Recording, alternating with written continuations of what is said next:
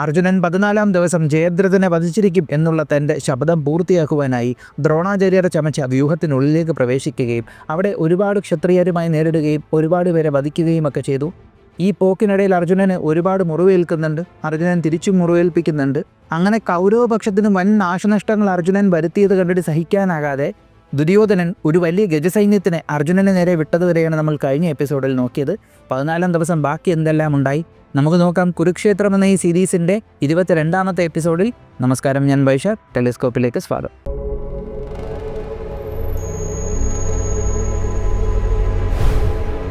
അങ്ങനെ അർജുനനെ ആക്രമിക്കുവാനായി ദുര്യോധനൻ ഒരു വലിയ ഗജസൈന്യം തന്നെ തയ്യാറാക്കി അങ്ങോട്ടേക്ക് വിട്ടു. എന്നാൽ ഗജങ്ങളുടെ സൈന്യം മാത്രമല്ല തയ്യാറാക്കി വിട്ടത്, അതിൻ്റെ കൂടെ മറ്റ് ചില സൈന്യങ്ങളെയും കൂടെ ദുര്യോധനൻ അയക്കുകയുണ്ടായി. ഈ ആനകളെന്ന് പറയുമ്പോഴത്തേക്കും അംഗദേശത്ത് നിന്ന് കൊണ്ടുവന്ന ആയിരക്കണക്കിന് ആനകളാണ് കേട്ടോ, വെൽ ട്രെയിൻഡ് ആയിട്ടുള്ള ആനകൾ. ഈ ആനകളെ അയച്ചു. എന്നിട്ട് വടക്ക് നിന്നും എന്നിട്ട് കിഴക്ക് നിന്നും പടിഞ്ഞാറ് നിന്നും വന്നിട്ടുള്ള ക്ഷത്രിയർ അങ്ങോട്ട് പോയി. കലിംഗദേശത്തിൽ അവശേഷിക്കുന്ന യോദ്ധാക്കൾ കുറേ എണ്ണത്തിന് ഭീമൻ ഓൾറെഡി തീർത്തിട്ടുണ്ട്. ബാക്കി അവശേഷിക്കുന്ന ആളുകളും കൂടെ അർജുനൻ്റെ അടുത്തേക്ക് പോയി. അങ്ങനെ ഒരുപാട് ദേശത്തെ യോദ്ധാക്കൾ അർജുനനെ വന്ന് വളയുന്നുണ്ട്. ഇവിടെ എടുത്തു പറയേണ്ട ഒരു കാര്യമുണ്ട്. ഈ ദുര്യോധനൻ്റെ കൂടെ നിൽക്കുന്ന ഒരുപാട് ദേശത്തെ സൈന്യങ്ങളെന്ന് പറയുന്നത്, ഇതിൽ കുറേയൊക്കെ ആളുകളെ ദുര്യോധനന് കീഴിൽ കൊണ്ടുവന്നത് കർണനാണ്. കർണൻ അവരെയൊക്കെ യുദ്ധത്തിൽ തോൽപ്പിച്ച് ദുര്യോധനന് കീഴിൽ കൊണ്ടുവന്നതാണ്. അപ്പോൾ അവരൊക്കെ ഈ യുദ്ധത്തിൽ പങ്കെടുക്കുന്നുണ്ട്. അവരെല്ലാവരും വന്നിങ്ങനെ അർജുനനെ ചുറ്റി. പക്ഷേ അർജുനൻ അസ്ത്രങ്ങൾ കൊണ്ട് അവരെ എല്ലാവരെയും പ്രഹരിച്ച് വീഴ്ത്തിക്കൊണ്ടിരിക്കുകയാണ്. മായ പ്രയോഗിക്കുന്നവരെ മായ കൊണ്ട്, അല്ലാതെ സാധാ അസ്ത്രം പ്രയോഗിക്കുന്നവരെ അങ്ങനെ അർജുനൻ വീഴ്ത്തിക്കൊണ്ടിരുന്ന സമയത്ത് അംബസ്ത ദേശത്തെ രാജാവ് അർജുനൻ്റെ മുമ്പിലെത്തി. അംബസ്ത ദേശത്തെ രാജാവിൻ്റെ പേരും ശ്രുതായു എന്നാണ് കേട്ടോ. ഈ ശ്രുതായു എന്ന് പറയുന്നത് ആ കാലഘട്ടത്തിലെ വളരെ കോമൺ ആയിട്ടുള്ള പേരാണെന്ന് തോന്നുന്നു. ഒരു കലിംഗ രാജാവിനെ ആദ്യം ഭീമൻ തട്ടിയല്ലോ, പുള്ളിക്കാരൻ്റെ പേര് ശ്രുതായു എന്ന് പറയുന്നുണ്ട്. പിന്നെ വേറൊരു ശ്രുതായുവിനെ പറഞ്ഞ്, പിന്നൊരു ശ്രുതായുധനെ പറഞ്ഞ്, പിന്നൊരു ശ്രുതായുസിനെ പറഞ്ഞ്. അപ്പോൾ ഇവിടെ ഈ അംബസ്ത ദേശത്തെ രാജാവിൻ്റെ പേരും ശ്രുതായു എന്നാണ്. അങ്ങനെ ഈ അംബസ്ത ദേശത്തെ രാജാവുമായിട്ട് അർജുനൻ പോരാടിക്കൊണ്ടിരുന്ന സമയത്ത് അസ്ത്രങ്ങൾ അയച്ചുകൊണ്ട് അർജുനൻ ഈ അംബസ്ത ദേശത്തെ രാജാവായിട്ടുള്ള ശ്രുതായുവിൻ്റെ കുതിരകളെ വധിച്ചു കളഞ്ഞു. ശ്രുതായുവിൻ്റെ വില്ലും മുറിച്ചു കളഞ്ഞു. വില്ല് മുറിഞ്ഞു പോയത് കണ്ടപ്പോഴത്തേക്കും ശ്രുതായുവിന് ദേഷ്യം വന്നിട്ട് അവിടെ നിന്നൊരു ഗദയുമായി ചാടി ഇറങ്ങി ഓടി വന്നൊരാവശ്യവുമില്ലാതെ കൃഷ്ണനിട്ടൊരടി. അപ്പോൾ ഇങ്ങനെ കൃഷ്ണനെ വന്ന് പ്രഹരിച്ച് കണ്ടപ്പോഴത്തേക്കും അർജുനനെ ഇതെന്തോന്ന് എന്നും പറഞ്ഞ് നേരെ ശ്രുതായുവിന് നേരെ അസ്ത്രങ്ങൾ അയച്ചു. അവനിങ്ങനെ ഓടി മാറിക്കൊണ്ടിരുന്നപ്പോൾ വീണ്ടും അസ്ത്രങ്ങൾ കൊണ്ട് മൂടിയിട്ട് ശ്രുതായുവിൻ്റെ കയ്യിലുണ്ടായിരുന്ന ആ ഒരു ഗദ മുറിച്ചങ്ങ് കളഞ്ഞു. ഉടനെ പോയി ശ്രുതായു ഓടിപ്പോയിട്ട് മറ്റൊരു ഗദ എടുത്തിട്ട് ഓടി വന്ന് കൃഷ്ണനെയും അർജുനനെയും മാറി അടിച്ചു. ദേഷ്യം വന്ന അർജുനൻ ശ്രുതായുവിൻ്റെ 2 കൈയും അങ്ങ് ഛേദിച്ച് കളഞ്ഞു. എല്ലാവരും നോക്കി നിൽക്കവേ പിന്നീട് അവർ കാണുന്നത് തെറിച്ചു പോകുന്ന ശ്രുതായുവിൻ്റെ തലയായിരുന്നു. അടുത്ത ക്ഷത്രിയനെയും അർജുനൻ വീഴ്ത്തിയിരിക്കുന്നു. ഉടനെ തന്നെ അവിടെ ഉണ്ടായിരുന്ന മറ്റുള്ള സൈന്യങ്ങളെല്ലാവരും കൂടെ അർജുനൻ്റെ അടുത്തേക്ക് ഇങ്ങനെ വന്നുകൊണ്ടിരിക്കുകയാണ്. ഗജസൈന്യം, കുതിരസൈന്യം, രഥസൈന്യം ഇവരെല്ലാവരും കൂടെ വന്ന് അർജുനനെ അങ്ങ് പൊതിഞ്ഞു. എന്നാൽ അവിടെ നിന്നെല്ലാം ഗാന്ധീവത്തിൻ്റെ ഞാനലിയും കേൾക്കുന്നുണ്ട്, ആളുകളുടെ നിലവിളിയും കേൾക്കുന്നുണ്ട്, ആനയുടെ ചിഹ്നം വിളിയും കേൾക്കുന്നുണ്ട്, ഒരുപാട് പേര് വീഴുന്നതും കാണാൻ കഴിയുന്നുണ്ട്. ഇതെല്ലാം നോക്കിക്കണ്ട് ഭയന്നിട്ട് ദുര്യോധനൻ നേരെ ഓടി ആരടുത്തേക്ക്? ദ്രോണാചാര്യരുടെ അടുത്തേക്ക്. എന്നിട്ട് പരാതികൾ പറഞ്ഞ്, ഇത് കണ്ടോ അർജുനൻ ഇങ്ങ് ഇതുവരെ കയറി വന്നു, ഇത്രയും ഉള്ളിലേക്ക് അർജുനൻ കയറി, ഇത്രയും ഉള്ളിൽ അവൻ എത്തി, നമ്മൾ ഏത് വിധേനയും ജയദ്രഥനെ സംരക്ഷിച്ചേ പറ്റുള്ളൂ. ജയദ്രഥൻ അർജുനൻ്റെ മുന്നിൽ പെട്ടുപോയാൽ പിന്നെ ആർക്കും ജയദ്രഥനെ രക്ഷിക്കാൻ കഴിയത്തില്ല. ഇതെനിക്ക് നല്ലതുപോലെ അറിയാം ആചാര്യ, നമുക്ക് എന്തെങ്കിലും ചെയ്തേ പറ്റുള്ളൂ ആചാര്യ, എന്തെങ്കിലും ചെയ്യൂ, അല്ലയോ ചുവന്ന കുതിരയുള്ള രഥം പൂട്ടിയേക്കുന്ന എൻ്റെ മഹാഗുരുവേ എന്നൊക്കെ വിളിച്ച് പറയുന്നുണ്ട്. എന്നിട്ട് പറഞ്ഞു, ഞാനിങ്ങനെ പരാതിപ്പെടുന്നതിൽ അങ്ങ് ദേഷ്യമൊന്നും തോന്നില്ലേ എന്നും ദുര്യോധനൻ പറയുന്നുണ്ട്. ഇത് കേട്ട ദ്രോണാചാര്യർ പറഞ്ഞു, പുത്ര ദുര്യോധന, നീ പറഞ്ഞതിൽ എനിക്കൊരു ദേഷ്യവുമില്ല. നീ എനിക്ക് അശ്വത്ഥാമാവിനെ പോലെ തന്നെയാണ്, അതായത് ശിഷ്യന്മാരെ പുത്രന്മാരെ പോലെയാണെന്ന്. അതുകൊണ്ട് തന്നെ ഞാൻ ഒരിക്കലും ദേഷ്യപ്പെടത്തില്ല. നീ പറഞ്ഞതെല്ലാം എനിക്ക് മനസ്സിലാവുന്നുണ്ട്. ഒരു കാര്യം ആലോചിക്കുക, നമുക്കൊന്നും ഇല്ലാത്തൊരു കാര്യം അവനുണ്ട്. നല്ലൊരു 1-ാം തരം സാരഥി വാസുദേവൻ ശ്രീകൃഷ്ണൻ. അദ്ദേഹം ആ രഥം തെളിച്ചുകൊണ്ട് പോയത് കണ്ടോ. പിന്നെ അർജുനൻ്റെ അസ്ത്രപ്രയോഗത്തെക്കുറിച്ച് പറയേണ്ട കാര്യമില്ലല്ലോ. നീ ദൂരെ നിന്ന് തന്നെ കണ്ടതല്ലേ അവൻ്റെ അസ്ത്രപ്രയോഗം. അവൻ അയക്കുന്ന അസ്ത്രങ്ങൾ എത്ര ദൂരം വരെ പോയെന്ന് കണ്ടില്ലേ. പിന്നെ അത് മാത്രമല്ല, ഞാൻ വൃദ്ധനായി, എനിക്ക് പണ്ടത്തെ പോലെ വേഗതയൊന്നുമില്ല. ഇത്രയും ചെയ്തിട്ട് പണ്ടത്തെ പോലെ വേഗതയില്ലെന്ന്. അപ്പോൾ പണ്ടത്തെ കാര്യമൊന്ന് ആലോചിച്ച് നോക്കിയേ. ഇപ്പോൾ ഇത്രയും കാണിച്ചിട്ടാണ് ഈ പറയുന്നത്, എനിക്ക് പണ്ടത്തെ പോലെ വേഗതയൊന്നുമില്ല. പിന്നെ അത് മാത്രമല്ല, വാസുദേവൻ ശ്രീകൃഷ്ണനാണ് സാരഥി. ഒരു ചെറിയ പഴുത് വ്യൂഹത്തിൻ്റെ ഉള്ളിൽ ഉണ്ടാകുന്ന സമയത്ത് അതുവഴി തുളച്ച് കയറി അവർ പൊയ്ക്കൊണ്ടിരിക്കുന്നത്. എനിക്കെന്തായാലും പടത്തലക്കിൽ നിന്നും മാറാൻ പറ്റത്തില്ല. ദുര്യോധനൻ ചോദിച്ചു, അതെന്ത് പറ്റി? ദേ കണ്ടില്ലേ, പാണ്ഡവ സൈന്യം വരുന്നു. അർജുനൻ ഒറ്റയ്ക്ക് കയറിപ്പോയില്ല, അവരിതാ വരുന്നുകൊണ്ടിരിക്കുന്നതേ ഉള്ളൂ അവരവിടെ നിന്നിങ്ങോട്ട്. അപ്പോൾ പാണ്ഡവ സൈന്യം ഇങ്ങോട്ട് വരുന്നു. ഈ സമയത്ത് ദ്രോണാചാര്യർ ഇവിടെ നിന്ന് മാറിയാലുണ്ടല്ലോ അവരെല്ലാവരും കൂടി ഇടിച്ചു കയറി അകത്ത് പോവും. അവിടെ മെയിനായിട്ടുള്ള ആളുകളിൽ കുറേ എണ്ണത്തിന് അർജുനൻ തീർത്തിട്ടാണ് പോയേക്കുന്നത്. ക്ഷത്രിയരെയും അതുപോലെ തന്നെ ഒരുപാട് സേനയും തകർത്തിട്ടാണ് പോയേക്കുന്നത്. അപ്പോൾ അവരും കൂടെ അകത്ത് കയറിയാൽ ദ്രോണാചാര്യരുടെ കയ്യിൽ നിൽക്കത്തില്ല. പിന്നെ അപ്പോൾ ദ്രോണാചാര്യർ പറയുന്നുണ്ട്, ഞാനൊരു കാരണവശാലും ശകടവ്യൂഹത്തിൻ്റെ മുന്നിൽ നിന്ന് മാറത്തില്ല, പടത്തലക്കലിൽ നിന്ന് മാറത്തില്ല. നീ കണ്ടോ യുധിഷ്ഠിരൻ വരുന്നത്, എൻ്റെ മുന്നിൽ അവനെ കിട്ടിയേക്കുകയും ധനഞ്ജയനെ അവനെ സംരക്ഷിക്കാനില്ല.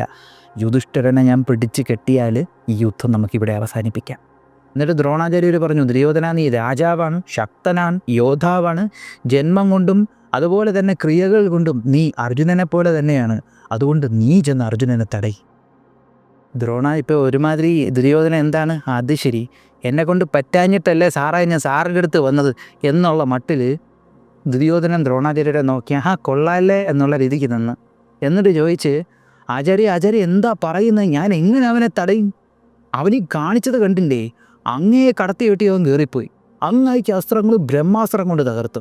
പിന്നത് മാത്രമല്ല, ശ്രുതായുധൻ, സുദക്ഷിണൻ, ശ്രുതായുസ്, അച്യുതായുസ്, ഈ ക്ഷത്രിയരെ എല്ലാം വധിച്ചിട്ടാണ് അവൻ അകത്തോട്ട് കയറി പോയേക്കുന്നത്. അവനീ തകർത്ത് വിട്ടേക്കുന്ന സൈന്യമൊക്കെ കണ്ടില്ലേ, ദേവേന്ദ്രൻ വന്നാൽ എനിക്കൊരു പക്ഷേ പിടിച്ചിരിക്കാൻ പറ്റിയെന്ന് വരും, അവൻ്റെ അടുത്ത് എനിക്ക് പറ്റത്തില്ല എന്ന് പറഞ്ഞു. ഞാൻ എന്ത് ചെയ്യാനാ ഗുരുദേവ എന്ന് ദ്രോണാചാര്യരോട് വ്യാകുലതയോടുകൂടി ദുര്യോധനൻ ചോദിച്ചു. അത് കേട്ടുടനെ ദ്രോണാചാര്യരൊന്നും ആലോചിച്ചിട്ട് പറഞ്ഞു, അല്ലയോ ദുര്യോധന, കൗരവശ്രേഷ്ഠ, അങ്ങ് പറഞ്ഞത് ശരി തന്നെയാണ്. അർജുനൻ പോരാട്ടത്തിൽ അബദ്ധ്യൻ തന്നെയാണ്. എന്നാൽ ഇന്നീ ലോകരെല്ലാവരും നോക്കി നിൽക്കവേ ഞാൻ അങ്ങയെക്കൊണ്ട് അർജുനനെ എതിർക്കും. ലോകത്തിലുള്ള സമസ്ത ധനുർധാരികളെയും അത്ഭുതപ്പെടുത്തുന്നത് പോലെ ഇന്ന് ദുര്യോധന അങ്ങ് അർജുനനെ എതിർക്കും. അതിനു വേണ്ടിയിട്ടുള്ള കാര്യങ്ങൾ ഞാൻ ചെയ്തിരിക്കും.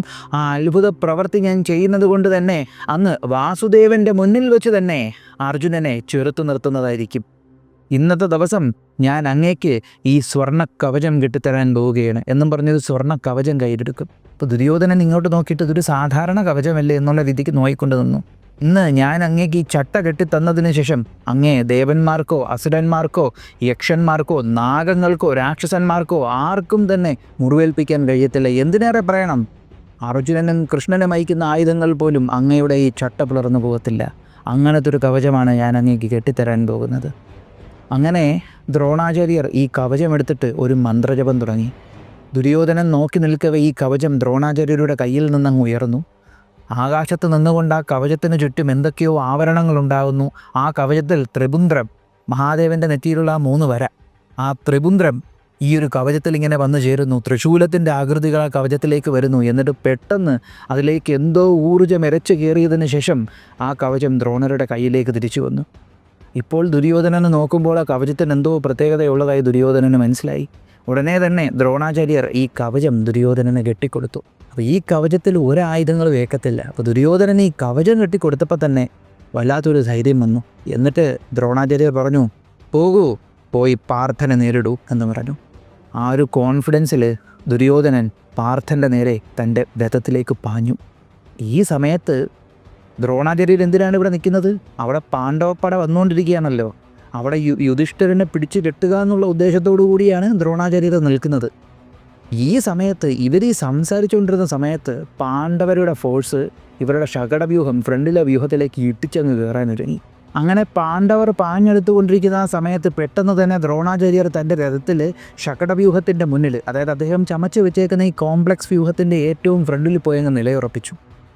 അപ്പോൾ ദ്രോണാചാര്യർ നോക്കുമ്പോൾ അദ്ദേഹം കാണുന്ന കാഴ്ച പാണ്ഡവപ്പട ഇങ്ങ് വന്നുകൊണ്ടിരിക്കുകയാണ്. ഇപ്രാവശ്യം പാണ്ഡവപ്പടയുടെ പടത്തലക്കിൽ നിന്നത് ഭീമസേനൻ തന്നെയായിരുന്നു, ദൃഷ്ടദ്യുമ്നനായിരുന്നു. കാരണം എന്താണ്, ശകടവ്യൂഹത്തിൻ്റെ പടത്തലക്കിൽ നിൽക്കുന്നത് ദ്രോണരല്ലേ. അപ്പോൾ ദ്രോണരെ വധിക്കുവാനായിട്ട് ജനിച്ച ദൃഷ്ടദ്യുമ്നനെ പടത്തലക്കിൽ നിർത്താം എന്നവർ തീരുമാനിച്ചു. ഞാൻ നേരത്തെ എപ്പിസോഡിൽ പറഞ്ഞായിരുന്നു, വ്യൂഹത്തിനുള്ളിൽ മാത്രമല്ല വ്യൂഹത്തിന് പുറത്തും പോരാട്ടങ്ങൾ നടക്കുന്നുണ്ട്.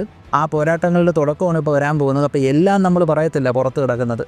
അതിൽ എടുത്തു പറയേണ്ട ചില പോരാട്ടങ്ങളുണ്ട്, അതെടുത്ത് പറയും. നമ്മൾ മെയിനായിട്ട് ഉള്ളിലേക്ക് അർജുനൻ പോകുന്നതും വ്യൂഹത്തിനുള്ളിലേക്ക് കയറുന്ന ആളുകളെക്കുറിച്ചേ പറയുള്ളൂ. കാരണം ഒരുപാടുണ്ട് 14-ാം ദിവസം എന്ന് പറയുമ്പോൾ. അങ്ങനെ വ്യൂഹത്തിന് പുറത്ത് ദൃഷ്ടദ്യുമ്നൻ കയറി വന്നിട്ട് കൗരവ സൈന്യത്തിൻ്റെ നല്ലൊരു ഭാഗം ദൃഷ്ടദ്യുമ്നൻ അങ്ങോട്ട് നേരിടാനൊരുങ്ങി. ആ സമയത്ത് മുൻനിര യോദ്ധാക്കളെല്ലാം പരസ്പരം ആക്രമിക്കാനൊരുങ്ങി. നമ്മുടെ ധൃതരാഷ്ട്രപുത്രന്മാർ കുറേ പേര് പുറത്തുണ്ട്. അവരായിട്ട് മറ്റുള്ള യോദ്ധാക്കളുമായിട്ട് ഏറ്റുമുട്ടി തുടങ്ങി. ഒരു കൂട്ടം ധൃതരാഷ്ട്രപുത്രന്മാർ ഭീമനെ വളയുന്നുണ്ട്, യുധിഷ്ഠിരൻ ഒരാളെ ലക്ഷ്യമിടുന്നുണ്ട്. അങ്ങനെ ഭയങ്കരമായിട്ടുള്ള പോരാട്ടം. ഇതിനിടയിൽ ദൃഷ്ടദ്യുമ്നൻ അതിഗംഭീരമായിട്ടുള്ളൊരു പോരാട്ടം കാണിക്കുന്നുണ്ട്. അതായത് ഒരുപാട് കൗരവ പടകളെ ദൃഷ്ടദ്യുമ്നൻ തകർത്ത് വിടുന്നുണ്ട്. അങ്ങനെ ഒരു പരിധിക്കപ്പുറമായപ്പോൾ ദൃഷ്ടദ്യുമ്നനും ദ്രോണരും തമ്മിൽ ഏറ്റുമുട്ടി. അന്നേ ദിവസം ദൃഷ്ടദ്യുമ്നനിൽ യാതൊരുവിധ പോരായ്മയും ദ്രോണർക്ക് കാണാൻ കഴിഞ്ഞില്ല എന്നാണ് പറയുന്നത്.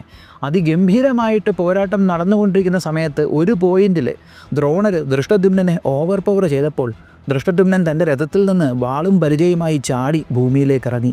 എന്നിട്ട് ദ്രോണരുടെ കുതിരകളെ ആക്രമിക്കാനായിട്ട് പോയി. ദ്രോണർ ആ ഒരു ക്രോധത്തിൽ ദൃഷ്ടദ്യുമ്നൻ്റെ ആ പരിചയ്ക്ക് നേരെ അസ്ത്രങ്ങൾ അയച്ചുകൊണ്ട് ആ പരിച തകർത്ത് കളഞ്ഞു. ഉടനെ തന്നെ ദൃഷ്ടദ്യുമ്നൻ്റെ കയ്യിലുള്ള ആ വാളും ദ്രോണർ തകർത്ത് കളഞ്ഞു. ക്രോധത്തോടുകൂടി നിൽക്കുന്ന ദൃഷ്ടദ്യുമ്നൻ്റെ മുഖത്ത് ഒരു തുള്ളി ഭയം പോലുമില്ല. ആ സമയത്ത് ദ്രോണര് ദൃഷ്ടദ്യുമ്നനെ ഉന്മൂലനം ചെയ്യാനായിട്ട് തന്നെ അതിശക്തമായിട്ടുള്ളൊരു അസ്ത്രമെടുത്ത് തൻ്റെ വില്ലിലേക്ക് തൊടുത്ത് വലിച്ച് ദൃഷ്ടദ്യുമ്നൻ്റെ നേരെ അങ്ങ് വിട്ടു. ആ അസ്ത്രം ദൃഷ്ടദ്യുമ്നൻ്റെ അടുത്ത് എത്തുന്നതിന് മുൻപ് ഒരു രഥം വന്ന ആ അസ്ത്രത്തിന് മുന്നിലേക്ക് വട്ടം വെച്ച് കയറി ദൃഷ്ടദ്യുമ്നൻ്റെ തോളിൽ പിടിച്ച ആ രഥത്തിലേക്ക് അങ്ങ് കയറ്റി. എന്നിട്ട് ദൃഷ്ടദ്യുമ്നനെ അവിടെ നിന്ന് മാറ്റി. ആരാണ്? ദ്രോണർ നോക്കുമ്പോഴത്തേക്കും സാത്യകിയായിരുന്നു അത്. ഇന്നത്തെ ദിവസം 14-ാം ദിവസം ഏറ്റവും കൂടുതൽ പ്രകടനങ്ങൾ കാണിക്കുന്ന ആളുകളിൽ ഒരാളാണ് സാത്യകി. അങ്ങനെ സാത്യകി എവിടെ എത്തിയിട്ട് ദ്രോണരും സാത്യകിയും പരസ്പരം ഇങ്ങനെ നോക്കുകയാണ്. കൂടുതൽ സംസാരവും ബഹളവുമില്ല. ദ്രോണർക്ക് ദേഷ്യം കൂടുന്നു, സാത്യകിക്ക് അല്ലെങ്കിൽ തന്നെ ദേഷ്യത്തിൽ നിൽക്കുകയാണ്. രണ്ടുപേരും പരസ്പരം അങ്ങോട്ട് ആക്രമണം തുടങ്ങി. ഈ പോരാട്ടത്തിൽ എല്ലാവരെയും അത്ഭുതപ്പെടുത്തുന്നത് പോലെ ദ്രോണരും സാത്യകിയും അങ്ങോട്ടേക്കും ഇങ്ങോട്ടേക്കും അസ്ത്രങ്ങൾ അയച്ചുകൊണ്ട് നിൽക്കുന്നു. അവരുടെ ദേഹം മുറിയുന്നുണ്ട്. അങ്ങനെ ദ്രോണർ സാത്യകിക്ക് നേരെ ശരവർഷം അയക്കാൻ തുടങ്ങി. ആ ശരവർഷത്തിന് മറുപടിയായി സാത്യകിയും തിരിച്ച് ശരവർഷം അയച്ചു. ആകാശത്തിലേക്ക് ഇരു കൂട്ടരും അയക്കുന്ന അസ്ത്രങ്ങൾ ഇങ്ങനെ കൂട്ടിമുട്ടിയ സമയത്ത് ആകാശത്തെങ്ങും ഇരുട്ടായി. കാരണം ആളുകൾ നോക്കി നിൽക്കവേ ആകാശം മുഴുവനും ഇവരങ്ങോട്ടേക്കും ഇങ്ങോട്ടേക്കും അയക്കുന്ന അസ്ത്രങ്ങൾ മാത്രം. ആ അസ്ത്രങ്ങൾ ഇങ്ങനെ കൂട്ടിമുട്ടുന്ന സമയത്ത് അസ്ത്രങ്ങൾ തമ്മിലുണ്ടാകുന്ന ഉരസലുകളിൽ നിന്നുണ്ടാകുന്ന തീപ്പൊരി ആകാശത്തിൽ ഇടിമിന്നലുകൾ ഉണ്ടാക്കുന്നത് പോലെ ഇവരിങ്ങനെ നോക്കിക്കണ്ടു. ഇവർക്കൊരു അത്ഭുതമായിരുന്നു സാത്യകിയുടെയും ദ്രോണരുടെയും പോരാട്ടം. കാരണം അത്രയ്ക്ക് ഗംഭീരമായിട്ടുള്ള പോരാട്ടം. ഈ നരവ്യാഘ്രന്മാർ അങ്ങോട്ടേക്കും ഇങ്ങോട്ടേക്കും അസ്ത്രങ്ങൾ അയക്കുമ്പോൾ പരസ്പരം അവരുടെ ദേഹം മുറിയുന്നുണ്ട്. അതൊന്നും ശ്രദ്ധിക്കുന്നില്ല. ഒരു വില്ലെടുക്കുന്നു, ആ വില്ലിലേക്ക് അമ്പെടുത്ത് തൊടുക്കുന്നു. ഇങ്ങനെ കൈവേഗത്തിൽ എയ്തുകൊണ്ടിരിക്കുകയാണ്. ഇതെല്ലാം ഒരു അത്ഭുതത്തോടുകൂടി ചുറ്റിനുമുള്ള ആളുകൾ നോക്കി നിൽക്കുന്നു. എങ്ങനെ നോക്കി നിൽക്കുന്നുവെന്ന് വെച്ചാൽ ഇവർ പോരാടുന്ന ആ ഒരു സ്ഥലത്ത് പോർപെരുമ്പറകളില്ല, അസ്ത്രങ്ങളും വാളുകളും തമ്മിൽ കൂട്ടിമുട്ടുന്ന ശബ്ദങ്ങളില്ല, ആളുകളുടെ ഓട്ടം കേൾക്കുന്നില്ല, ആനകളുടെ ചിഹ്നംവിളി കേൾക്കുന്നില്ല. കാരണം ഇവർ പോരാടിക്കൊണ്ടിരുന്നപ്പോൾ ചുറ്റിനുമുള്ള യോദ്ധാക്കൾ അവരുടെ പോരാട്ടം മതിയാക്കി ഇത് ഏത് വഴിക്ക് പോകും, എവിടെ ചെന്ന് അവസാനിക്കും എന്നറിയാനായിട്ട് ഇവരുടെ പോരാട്ടം കണ്ടുകൊണ്ട് നിന്നു എന്നാണ് പറയുന്നത്. അങ്ങനെ ഇവരൊരു അത്ഭുതത്തോടു കൂടി ദ്രോണരുടെയും സാത്യകിയുടെയും പോരാട്ടം കണ്ടുകൊണ്ടിരിക്കുന്നു. ആ ഒരു സ്ഥലത്ത് ഇവർ അസ്ത്രമെടുക്കുന്ന ശബ്ദവും ഞാനൊരു ഏൽപ്പിക്കുന്ന ശബ്ദവും മാത്രമേ ഉള്ളൂ. അങ്ങനെ പോരാട്ടം മുറുകെ പൊയ്ക്കൊണ്ടിരുന്ന സമയത്ത് ദ്രോണർ അമാനുഷിക കൈവഴക്കത്തിൽ തൻ്റെ വലിയ വില്ല് കയ്യിലിട്ടിങ്ങനെ ഉലച്ചുലച്ച് അസ്ത്രങ്ങൾ അയച്ചു. അതുകൊണ്ട് തന്നെ പല രീതിക്ക് ആ അസ്ത്രങ്ങൾ പോയി. അതിനെയെല്ലാം സാത്യകി തൻ്റെ കൈവഴക്കം കൊണ്ട് നേരിട്ട് കൊണ്ടിരുന്നു. ഈ പോരാട്ടത്തിനിടയിൽ സാത്യകി ഒരസ്ത്രത്തെ നേരിട്ടു, മറ്റേ അസ്ത്രം വരുന്ന ആ ഒരു ഗ്യാപ്പിൽ ആ ക്ഷണനേരം സമയം കൊണ്ട് ഒരസ്ത്രം വെച്ച് ദ്രോണരുടെ വില്ലങ്ങ് മുറിച്ചു കളഞ്ഞു. ഇതെല്ലാവർക്കും ഒരു അത്ഭുതമായി. ഈ ഒരു സമയമായപ്പോൾ ആകാശമാർഗം ദേവഗണങ്ങൾ വന്നു നിന്നു, ഇന്ദ്രൻ വന്നു നിന്നു, എല്ലാവരും വന്നു നിന്നത് കണ്ടുകൊണ്ടിരിക്കുകയാണ്. അങ്ങനെ സാത്യകി ദ്രോണരുടെ വില്ല് മുറിച്ച് കളഞ്ഞുടനെ പെട്ടെന്ന് തന്നെ ദ്രോണർ ആ വില്ല് വലിച്ചെറിഞ്ഞിട്ട് അടുത്ത വില്ലെടുത്ത ഗ്യാപ്പിൽ തന്നെ സാത്യകി അസ്ത്രമയച്ച് ആ വില്ലും മുറിച്ചു കളഞ്ഞു. ദ്രോണർ വീണ്ടും ഒരു വില്ലെടുക്കും, ആ വില്ലിൻ്റെ ഞാണ് സാത്യകി അങ്ങ് മുറിച്ചു കളയും. അങ്ങനെ ഓരോ തവണ ദ്രോണർ വില്ലെടുക്കുമ്പോഴും വില്ലെടുത്ത് ഞാണ് കിട്ടുമ്പോഴും ക്ഷണനേരം സമയം കൊണ്ട് സാത്യകി ഈ വില്ലുകളെല്ലാം മുറിച്ചു കളഞ്ഞു. ഏകദേശം 10-16 തവണ ഇത് നടന്നുകൊണ്ടിരുന്നു. ഇതിങ്ങനെ സംഭവിച്ചപ്പോൾ ദ്രോണരുടെ മനസ്സിൽ സാത്യകിയെ നോക്കിയിട്ടൊരു കാര്യം തോന്നി. ഇവനിൽ കാണുന്ന ഈ ഒരു വീര്യം അത് ഇവനിലല്ലാതെ ഞാൻ എൻ്റെ ഗുരുവായിട്ടുള്ള പരശുരാമനിലും കാർത്തവീര്യാർജുനനിലും ധനഞ്ജയനിലും അതുപോലെ തന്നെ മഹാമയനായ ഭീഷ്മ പിതാമഹനിലും മാത്രമേ ഞാൻ കണ്ടിട്ടുള്ളൂ. അത്രത്തോളം പോർവീര്യമാണ് എന്ന് ദ്രോണർ തൻ്റെ മനസ്സിൽ ചിന്തിച്ചു. അല്ല, കുറ്റം പറയാൻ പറ്റത്തില്ല. സാത്യകിയുടെ ഗുരുക്കന്മാരൊക്കെയാണെന്നറിയോ? സാത്യകി കൃപാചാര്യരുടെ നിന്ന് പഠിച്ചിട്ടുണ്ട്, ഭീഷ്മരുടെ നിന്ന് പഠിച്ചിട്ടുണ്ട്, ഈ പറയുന്ന ദ്രോണരുടെ നിന്ന് പഠിച്ചിട്ടുണ്ട്, എന്നിട്ട് അർജുനൻ്റെ നിന്നും പഠിച്ചിട്ടുണ്ട്, കൃഷ്ണൻ്റെ നിന്നും പഠിച്ചിട്ടുണ്ട്. ഇവരിത്ര പേരാണ് സാത്യകിയുടെ ഗുരുക്കന്മാരെന്ന് പറയുമ്പോൾ. അപ്പോൾ അതിൻ്റെ ഗുണം കാണിക്കാതിരിക്കത്തില്ലല്ലോ. ഇപ്രാവശ്യം ദ്രോണർക്ക് സാത്വികയെ വധിക്കണം എന്നൊരൊറ്റ ചിന്തയായി. ഉടനെ തന്നെ ദ്രോണർ തൻ്റെ വലിയ വില്ലിലേക്ക് അതിശക്തമായിട്ടുള്ളൊരു അസ്ത്രമെടുത്തിങ്ങനെ വെച്ച് അസ്ത്രമന്ത്രം ജപിച്ചുകൊണ്ട് ആ അസ്ത്രത്തെ പിറക്കോട്ട് വലിക്കാനൊരുങ്ങി. ദ്രോണർ ആ ഞാണ് പിറക്കോട്ട് വലിക്കുന്നതിനനുസരിച്ച് ദ്രോണരുടെ കയ്യിൽ നിന്ന് ആ അസ്ത്രത്തിലേക്ക് അഗ്നിജ്വാലയുണ്ടായി. ആ അസ്ത്രം പൂർണ്ണ രൂപത്തിലെത്തിയപ്പോൾ അത് നിന്ന് കത്തുന്ന കാലാഗ്നി സമാനമായിട്ടുള്ളൊരു അസ്ത്രമായി മാറി. ദ്രോണർ ഇവിടെ ആഗ്നേയാസ്ത്രം ആവാഹിച്ചിരിക്കുകയാണ്. ദ്രോണർ ആഗ്നേയാസ്ത്രം ആവാഹിച്ചത് കണ്ടുടനെ തന്നെ പാണ്ഡവപക്ഷം ശരിക്കുമെന്ന് ഭയന്നു. എന്നാൽ ഈ സമയത്ത് ദ്രോണർ കണ്ണു തുറന്ന് സാത്വികിയെ നോക്കിയ സമയത്ത് കാണുന്ന കാഴ്ച, സാത്വികി തൻ്റെ വില്ലിലേക്ക് ഒരു അസ്ത്രമെടുത്ത് വെച്ച് മന്ത്രജപം നടത്തി വില്ലിങ്ങനെ പിറക്കോട്ട് വലിക്കുകയാണ്. ആ അസ്ത്രം രൂപമാറ്റങ്ങളെല്ലാം സംഭവിച്ചു. അത് വാരുണാസ്ത്രമായിരുന്നു. ഉടനെ തന്നെ ദ്രോണർ സാത്വികിക്ക് നേരെ ആഗ്നേയാസ്ത്രം അയച്ചു. തൻ്റെ വില്ലിൽ നിന്ന് അഗ്നിയുടെ വൻ ജ്വാല നേരെ സാത്വികിയെ ലക്ഷ്യമാക്കി ഇങ്ങനെ പറന്നു പോകുന്നത് പോലെയാണ് അസ്ത്രം പോയത്. സാത്വികി അവിടെ നിന്ന് വാരുണാസ്ത്രം തൊടുത്തു. സാത്വികിയുടെ വില്ലിൽ നിന്ന് ജലത്തിൻ്റെ ഒരു പ്രവാഹം ദ്രോണരെ ലക്ഷ്യമാക്കി പോകുന്നത് പോലെ ആ അസ്ത്രം പോയി. എല്ലാവരും നോക്കി നിൽക്കവേ ഈ രണ്ട് അസ്ത്രങ്ങളും വന്നിങ്ങനെ കൂട്ടിമുട്ടിയ സമയത്ത് ജലത്തിൻ്റെയും അഗ്നിയുടെയും പരസ്പരമുള്ള ഏറ്റുമുട്ടൽ കൊണ്ടിട്ട് നീരാവിയുടെ ഒരു വലിയ പ്രവാഹം യുദ്ധഭൂമിയിൽ മുഴുവനും വൃത്താകൃത രീതിക്ക് ഇങ്ങനെ അങ്ങ് തെറിച്ചുപോയി. ഇത് കണ്ട് എല്ലാവരും അത്ഭുതപ്പെട്ടു നിന്നു. യുധിഷ്ഠിരനും ഭീമസേനനും നകുല സഹദേവന്മാരും പരസ്പരം നോക്കി. ഇനി കളിച്ചുകൊണ്ട് നിന്നിട്ട് കാര്യമില്ല, എത്രയും പെട്ടെന്ന് ആചാര്യൻ്റെ മുന്നിൽ നിന്ന് സാത്വികിയെ മാറ്റണം. കാരണം സാത്വികിയുടെ വർത്ത് ഓരോ തവണയും ഇങ്ങനെ തെളിയിച്ചുകൊണ്ടിരിക്കുകയാണ്. ദ്രോണർക്ക് അങ്ങോട്ട് ഗ്രേഡ് കൂടിക്കൂടി വരികയാണ്. പെട്ടെന്ന് യുധിഷ്ഠിരനും ഭീമനും നകുല സഹദേവന്മാരും ഈ ദൃഷ്ടദ്യുമ്നനെ പടത്തലക്കിൽ നിർത്തിക്കൊണ്ട് സാത്വികിയുടെ അടുത്തേക്ക് പോയി. ഇതേ സമയത്ത് ദുശാസനൻ ആയിരക്കണക്കിന് രാജകുമാരന്മാരുമായിട്ട് ദ്രോണരെ അസിസ്റ്റ് ചെയ്യുവാനായി അവിടെ എത്തി. അവിടെ ഈ പോരാട്ടം നടന്നുകൊണ്ടിരിക്കുന്ന സമയത്ത് പത്മവ്യൂഹത്തിനുള്ളിലായിട്ട് സൂചിമുന വ്യൂഹത്തെ കടത്തി കൃഷ്ണാർജുനന്മാർ മുന്നോട്ട് പൊയ്ക്കൊണ്ടിരിക്കുകയാണ്. ഈ സമയത്ത് പത്മവ്യൂഹത്തിനുള്ളിലായിട്ട് ഒരു പാത സൃഷ്ടിക്കപ്പെട്ടിരിക്കുന്നു. ആ പാതയിലെല്ലാം നിശ്ചലമായി കിടക്കുന്ന ഓരോ യോദ്ധാക്കൾ, തകർന്നു കിടക്കുന്ന രഥങ്ങൾ, ചരിഞ്ഞു കിടക്കുന്ന ആനകൾ, അനക്കമില്ലാത്ത കുതിരകൾ, ഒരുപാട് യോദ്ധാക്കൾ നിലംപരിശായി കിടക്കുന്നു. ആ ഉണ്ടായ വഴിയിൽ ശക്തമായ ഒരു രഥത്തിൻ്റെ രഥചക്രങ്ങൾ കടന്നുപോയതായിട്ടുള്ള പാടുകളുണ്ടായിരുന്നു. ചുറ്റിലും അനക്കമറ്റ് കിടക്കുന്ന യോദ്ധാക്കളുണ്ട്, തകർന്നു കിടക്കുന്ന രഥങ്ങളുണ്ട്. ദൂരെയുള്ള യോദ്ധാക്കളെല്ലാം ഒരു ഭയത്തോടു കൂടി ആ വഴിയിലേക്ക് നോയിക്കൊണ്ട് നിൽക്കുന്നു. അങ്ങനെ അവിടെ ഉണ്ടായിരുന്ന ഒരു രഥം, തകർന്നു കിടക്കുന്ന ഒരു രഥത്തിലേക്ക് തറച്ചിരിക്കുന്ന ആ അസ്ത്രം ഏകദേശം അതുപോലത്തെ നിറത്തിൽ തന്നെയാണ്, മഞ്ഞ നിറത്തിലുള്ള അസ്ത്രങ്ങളാണ് അവിടെ മുഴുവനും ഉള്ളത്. അങ്ങനെ ആ രഥത്തിൽ തറച്ചിരിക്കുന്ന ഒരു അസ്ത്രത്തിൻ്റെ അടുത്തേക്ക് ഇങ്ങനെ സൂം ചെയ്ത് നോക്കുന്നു. ആ അസ്ത്രത്തിൽ ഒരു പേര് കാണുന്നു, അർജുനൻ. അർജുനൻ്റെ അസ്ത്രങ്ങളാണ് അവിടെ മുഴുവനും വീണ് കിടന്നിരുന്നത്, മഞ്ഞ നിറത്തിലെ അസ്ത്രങ്ങൾ. അർജുനൻ അയക്കുന്ന അസ്ത്രങ്ങളിലെല്ലാം അർജുനൻ്റെ പേരും ഉണ്ടായിരുന്നു. വ്യൂഹത്തിനുള്ളിലുണ്ടായിരുന്ന വിന്ദാനുവിന്ദന്മാർക്ക് ഒരു രഥം വരുന്ന ശബ്ദം കേൾക്കാൻ കഴിയുന്നുണ്ട്. ഗാന്ധീവത്തിൻ്റെ ഞാണലിയും കേൾക്കാൻ കഴിയുന്നുണ്ട്. ഇടയ്ക്കിടയ്ക്ക് പാഞ്ചജന്യത്തിൻ്റെ ശബ്ദവും കേൾക്കുന്നുണ്ട്, ആളുകളുടെ നിലവിളിയും കേൾക്കുന്നുണ്ട്. അവന്തി ദേശത്തെ സൈന്യവും അവന്തി ദേശത്തെ 2 ക്ഷത്രിയരായിട്ടുള്ള വിന്ദാനുവിന്ദന്മാരും തയ്യാറായി നിന്നു. നോക്കിയപ്പോൾ അവരുടെ ആ ഭാഗത്തേക്ക് ഒരു രഥം ഇങ്ങനെ ഇടിച്ചു കയറി വരുന്നതാണ് കണ്ടത്. കവിധ്വജമുള്ള ആ രഥം മറ്റാരുടെയും അല്ലായിരുന്നു, വാസുദേവൻ കൃഷ്ണൻ തെളിക്കുന്ന അർജുനൻ്റെ രഥമായിരുന്നു. അർജുനനെ കണ്ടുടനെ അവന്തി ദേശത്തെ ക്ഷത്രിയരായിട്ടുള്ള വിന്ദാനുവിന്ദന്മാർ മറ്റൊരു കാര്യവും കൂടെ ശ്രദ്ധിച്ചു.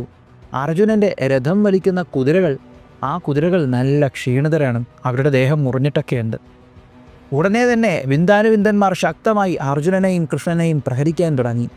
എന്നിരുന്നാൽ പോലും ആ കുതിരകൾ ക്ഷീണിച്ചിരുന്നുവെങ്കിൽ പോലും അവരെങ്ങനെയൊക്കെയോ ഓടുന്നുണ്ടായിരുന്നു. അങ്ങനെ വിന്ദാനുവിന്ദന്മാർ അയക്കുന്ന അസ്ത്രങ്ങളെ അർജുനനും കൃഷ്ണനും നേരിട്ട് തുടങ്ങി. കുറേ അസ്ത്രങ്ങൾ അവരുടെ ദേഹത്തേക്ക് കൊണ്ടു. എന്നാൽ വിന്ദാനുവിന്ദന്മാർ അസ്ത്രങ്ങൾ കൊണ്ടുള്ള ഒരു കൊടുങ്കാറ്റ് പോലെ അത്രയും ഭയാനകമായ രീതിയിൽ അർജുനനെയും കൃഷ്ണനെയും നേരെ അസ്ത്രങ്ങൾ അയക്കാൻ ഒരുങ്ങിയ സമയത്ത് അർജുനൻ വിരിഞ്ഞ തലയുള്ള 2 അസ്ത്രങ്ങൾ അയച്ചുകൊണ്ട് വിന്ദാനുവിന്ദന്മാരുടെ വില്ലു മുറിച്ചു കളഞ്ഞു. എന്നിട്ട് ചുറ്റിനും നിന്ന് മറ്റുള്ള യോദ്ധാക്കളെ നേരിട്ട് അവിടെ വഴി നിർമ്മിച്ചു കൊണ്ടിരുന്നു ആ വ്യൂഹത്തിനുള്ളിൽ. വിന്ദാനുവിന്ദന്മാർ വീണ്ടും വില്ലെടുക്കുന്നു, അസ്ത്രങ്ങൾ അയക്കുന്നു. അർജുനൻ വീണ്ടും ആ വില്ലങ്ങ് മുറിച്ചു കളഞ്ഞു. എന്നിട്ട് വീണ്ടും അവർ വില്ലെടുക്കുന്നു. അതിഭയാനകമായ രീതിയിൽ അസ്ത്രങ്ങൾ അയക്കാൻ തുടങ്ങി. ഈ സമയത്ത് ക്ഷുരപ്രം എന്ന് പറയുന്ന ഭയങ്കര മൂർച്ച കൂടിയ ഒരു അസ്ത്രം അർജുനൻ തൻ്റെ വില്ലിൽ നിന്ന് തുടുക്കുന്നു. ആ അസ്ത്രം കറങ്ങിപ്പോയി വിന്ദാനുവിന്ദന്മാർക്ക് നേരെ പോവുകയാണ്. അനുവിന്ദൻ നോക്കി നിൽക്കവേ തൻ്റെ ജ്യേഷ്ഠനായ വിന്ദൻ്റെ തൊണ്ടയിലേക്ക് അസ്ത്രം കയറി തലയും കൊണ്ടങ്ങ് പോയി. തൻ്റെ ജ്യേഷ്ഠൻ ചലനമിട്ട് നിലത്ത് വീഴുന്നത് കണ്ടുടനെ തന്നെ ക്രോധത്തോടുകൂടി അനുവിന്ദൻ തൻ്റെ വില്ല് വലിച്ചെറിഞ്ഞിട്ട് ഒരു ഗദയും എടുത്തുകൊണ്ട് രഥത്തിൽ നിന്ന് ചാടി ഇറങ്ങി ഓടിച്ചെന്ന് വാസുദേവൻ ശ്രീകൃഷ്ണൻ്റെ നെറ്റിത്തടത്തിലൊരടി. ഇത് അർജുനന് അതിഭയാനകമായിട്ടുള്ള ദേഷ്യമുണ്ടാക്കി. അർജുനൻ എത്രയോ അസ്ത്രങ്ങൾ അനുവിന്ദന് നേരെ അയച്ചു. ഒരസ്ത്രം അനുവിന്ദൻ്റെ തലയെടുത്തു, വേറെ രണ്ടസ്ത്രം അനുവിന്ദൻ്റെ കൈകളും വേറെ രണ്ടസ്ത്രം അനുവിന്ദൻ്റെ കാലുകളും എടുത്തു. ഇത് കണ്ടിട്ട് ചുറ്റിനു നിന്നിരുന്ന അവധി ദേശത്തെ സൈനികരും യോദ്ധാക്കളുമെല്ലാം ക്രോധത്തോടുകൂടി, ദുഃഖത്തോടുകൂടി, അതിഭയാനകമായിട്ടുള്ള ക്രൗര്യത്തോടുകൂടി അർജുനൻ്റെയും കൃഷ്ണൻ്റെയും രഥത്തിന് നേരെ പാഞ്ഞു വന്നു. അർജുനൻ അവധി ദേശത്തിലെ സൈന്യത്തിനെയും കൂടെ തകർത്തവിടെ ഇട്ടതിന് ശേഷം കൃഷ്ണനോട് ചോദിച്ചു, അല്ലയോ മാധവ, നമ്മുടെ കുതിരകളെ നോക്കിയേ, അവറ്റകൾക്ക് വയ്യ, ദേഹം മുഴുവനും മുറിഞ്ഞു നിൽക്കുന്നു, നല്ല ദാഹമുണ്ട്, നല്ല ക്ഷീണിച്ചിട്ടുമുണ്ട്, നമ്മളിനി എന്താ ചെയ്യേണ്ടത്? അങ്ങ് പറയൂ. എൻ്റെ ഒരു അഭിപ്രായം ഞാൻ പറയാം. നമുക്ക് നമ്മുടെ കുതിരകളെ രഥത്തിൽ നിന്നൊന്ന് അഴിച്ചിട്ട് അവർക്ക് കുറച്ച് വിശ്രമിക്കാനൊരു അവസരമൊക്കെ കൊടുത്ത് അവരെ ഒന്ന് ശുശ്രൂഷിച്ചാൽ അത് നന്നായിരിക്കും. അതിനുശേഷം രഥത്തിൽ പോരാടുന്നതായിരിക്കുമല്ലേ നല്ലത് എന്ന് ചോദിച്ചു. ഉടനെ കൃഷ്ണൻ പറഞ്ഞു, അർജുന, നീ എൻ്റെ മനസ്സിലുള്ള കാര്യം തന്നെയാണ് പറഞ്ഞേക്കുന്നത്, നമുക്ക് അങ്ങനെ തന്നെ ചെയ്യാം എന്ന് പറഞ്ഞു. ഉടനെ തന്നെ അർജുനൻ കൃഷ്ണനോട് പറഞ്ഞു, അങ്ങ് ഒന്നുകൊണ്ടും പേടിക്കേണ്ട, അങ്ങ് കുതിരകളുടെ കാര്യവും രഥത്തിൻ്റെ കാര്യവും മാത്രം നോക്കിയാൽ മതി, ഈ ചുറ്റിനും മരുന്നവന്മാരെല്ലാം ഞാൻ തീർത്തോളാം എന്നും പറഞ്ഞിട്ട് ചുറ്റിന് നിൽക്കുന്ന ആളുകളെ അത്ഭുതപ്പെടുത്തുന്നൊരു പരിപാടി അർജുനൻ ചെയ്യുന്നുണ്ട്. അതായത് ഒരു മഹാരഥനെ സംബന്ധിച്ചിടത്തോളം, അല്ലെങ്കിൽ ഒരു രഥി, രഥത്തിൽ നിന്ന് പോരാടുന്ന ഒരു രഥിയെ സംബന്ധിച്ചിടത്തോളം രഥത്തിൽ നിന്ന് നിലത്തിറങ്ങുക എന്ന് പറയുന്നത് ഒരു വലിയ വീക്ക്നെസ്സാണ്. പക്ഷേ അർജുനൻ എല്ലാവരും നോക്കി നിൽക്കവേ തൻ്റെ രഥത്തിൽ നിന്ന് നിലത്തേക്കിറങ്ങി. കയ്യിൽ ഗാന്ധീവം എന്ന് പറയുന്ന തൻ്റെ വില്ല് മുറുക്കെ പിടിച്ചുകൊണ്ട് അർജുനൻ ധൈര്യത്തോടു കൂടി ദൃഢമായി ആ രഥത്തിൽ നിന്ന് ചാടി നിലത്തേക്കിറങ്ങി. അർജുനൻ നിലത്തേക്കിറങ്ങിയിട്ട് ഒരു പർവ്വതം ഇങ്ങനെ നടന്നു പോകുന്നത് കണക്ക് ആ ഒരു യുദ്ധഭൂമിയുടെ ഒരു ഭാഗത്തേക്ക് ഇങ്ങനെ നടന്നു പോയപ്പോഴത്തേക്കും ചുറ്റിനുള്ള ആളുകൾ, ആഹാ, ദോ രഥത്തിൽ നിന്ന് താഴെ ഇറങ്ങി, വരീനടാ, എല്ലാ എണ്ണത്തിനും കൂടെ തീർക്കാം എന്നും പറഞ്ഞ് പാഞ്ഞ് അർജുനൻ്റെ അടുത്തേക്ക് വന്നു. അർജുനൻ ഉടനെ ചുറ്റിനും നിൽക്കുന്ന ആളുകളെ നിലത്ത് നിന്നുകൊണ്ട് അസ്ത്രങ്ങൾ ചെയ്യാനൊരുങ്ങി. നിലത്ത് നിന്നുകൊണ്ട് അർജുനൻ പോരാടിക്കൊണ്ട് ചുറ്റിനും വരുന്ന അത്ര സൈന്യത്തിനെയും നേരിട്ട് കൊണ്ടിരിക്കുന്നു. അർജുനൻ മലക്കം പറഞ്ഞ അസ്ത്രങ്ങൾ ചെയ്യുന്നു, ഭൂമിയിൽ നിന്നിങ്ങനെ നിരങ്ങിപ്പോയി അസ്ത്രങ്ങൾ ചെയ്യുന്നു, ചാടി അസ്ത്രങ്ങൾ ചെയ്യുന്നു, നിലയുറപ്പിച്ച് അസ്ത്രങ്ങൾ ചെയ്യുന്നു. ഇതെല്ലാം അവർക്കൊരു അത്ഭുതമുണ്ടാക്കി. അത്ഭുതമുണ്ടാകുന്ന ആളുകൾക്ക് അധിക നേരം അവർ നിൽക്കേണ്ടി വന്നില്ല, കാരണം അടുത്ത സെക്കൻഡ് അസ്ത്രം വന്ന് കയറുന്നുണ്ടേ. അങ്ങനെ എല്ലാ എണ്ണത്തിനെയും തീർത്തുകൊണ്ടിരിക്കുന്നു. വ്യൂഹത്തിനുള്ളിൽ കർണനും അശ്വത്ഥാമാവുമൊക്കെ എന്തിനും തയ്യാറായി, തങ്ങളെ ഏൽപ്പിച്ച് ദൗത്യം ചെയ്യാൻ തയ്യാറായി അവിടെ നിലയുറപ്പിച്ച് നിൽക്കുന്നുണ്ട്. ഈ സമയത്ത് അർജുനൻ ചുറ്റിനും വരുന്ന ആളുകളെ എല്ലാം ഇങ്ങനെ തകർത്ത് വിട്ടുകൊണ്ടിരിക്കുന്ന സമയത്ത് കൃഷ്ണൻ ചോദിച്ചു, കുതിരകൾക്ക് കുടിക്കാൻ കുറച്ച് വെള്ളം വേണം. ഇവിടെയൊന്നും അതിനുള്ള ഒരു സൗകര്യവും ഞാൻ കാണുന്നില്ല, ഒരു കിണറോ ഒന്നും കാണുന്നില്ല. അവർക്ക് കുളിക്കണ്ട, കുടിക്കാൻ വേണ്ടി കുറച്ച് വെള്ളം സജ്ജമാക്കണമല്ലോ, എന്നിപ്പോൾ എന്താ ചെയ്യുക? ഉടനെ തന്നെ അർജുനൻ പറഞ്ഞു, കുടിക്കാൻ വെള്ളം വേണം, അത്രയല്ലേ ഉള്ളൂ, ഇപ്പം ശരിയാക്കി തരാം എന്നും പറഞ്ഞ് അർജുനൻ ഒരു അസ്ത്രമെടുത്ത് മന്ത്രജപം നടത്തി ഭൂമിയുടെ ഒരു ഭാഗത്തേക്ക് എയ്തെന്ന് വിട്ടു. അവിടെ അതിമനോഹരമായിട്ടുള്ളൊരു സരസം ഉണ്ടായി. ചുറ്റിനും ആയുധമായിട്ട് വന്നും ഇങ്ങനെ വരുന്നവന്മാർ ഇങ്ങനെ സ്റ്റക്കായി നിന്നുകൊണ്ട് ഈ കാഴ്ച കാണുകയാണ്. കാരണം എന്താണ്? അസ്ത്രം ചെയ്യുന്നു, അവിടെ നിന്ന് ജലപ്രവാഹം ഉണ്ടായി, അവിടെ കുടിക്കാൻ പറ്റുന്ന നല്ല തെളിനീര് പോലത്തെ വെള്ളം, അവിടെ ഒരു സരസം ഉണ്ടാകുന്നു. എല്ലാവരും അത്ഭുതത്തോടുകൂടി നോക്കി നിൽക്കുന്ന സമയത്ത് അർജുനൻ മറ്റൊരു കാര്യവും കൂടെ ചെയ്തു. ഭൂമിയുടെ ഒരു ഭാഗത്ത് ഈ വെള്ളത്തിൻ്റെ കരയിലായിട്ട്, ഈ സരസിൻ്റെ അടുത്തായിട്ട് അർജുനൻ അസ്ത്രങ്ങൾ ചെയ്യാൻ തുടങ്ങി. അർജുനൻ ഇങ്ങനെ ചുറ്റിനും നടന്ന് അസ്ത്രങ്ങൾ ചെയ്യുന്നു. ആകാശത്തേക്ക് അസ്ത്രം വയ്ക്കുമ്പോൾ ആ അസ്ത്രങ്ങൾ മുകളിലോട്ട് പോയിട്ട് ഇങ്ങനെ താഴോട്ട് വരുന്നു. ഒരസ്ത്രത്തിന് മുകളിൽ അടുത്ത അസ്ത്രം വന്ന് തറച്ചിരിക്കുന്നു.